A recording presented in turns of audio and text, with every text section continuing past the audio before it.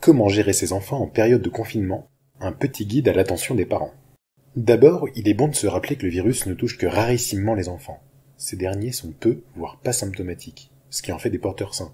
Ils sont donc à risque de contaminer leur entourage plus fragile. Les enfants sont des éponges à émotions. La façon dont vous gérez cette situation stressante impacte directement la façon dont vos enfants vont gérer leurs inquiétudes. En d'autres termes, prendre conscience de ses propres émotions est un préalable pour comprendre celles de vos enfants.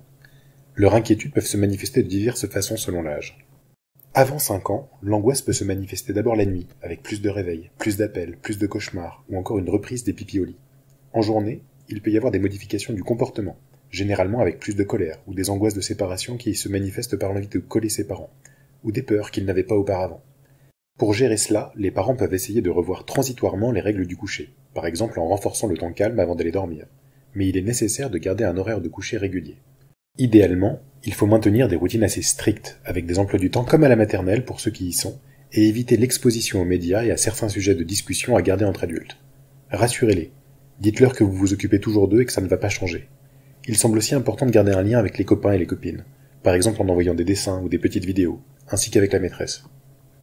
Entre 6 et 12 ans, des manifestations parfois similaires à celles des petits peuvent se voir, notamment les répercussions sur le sommeil ou l'appétit. On peut aussi retrouver de l'agressivité ou une recherche d'attention. Les émotions peuvent aussi se traduire par des plaintes physiques, comme des maux de ventre par exemple. Enfin, des difficultés de concentration ou un refus scolaire.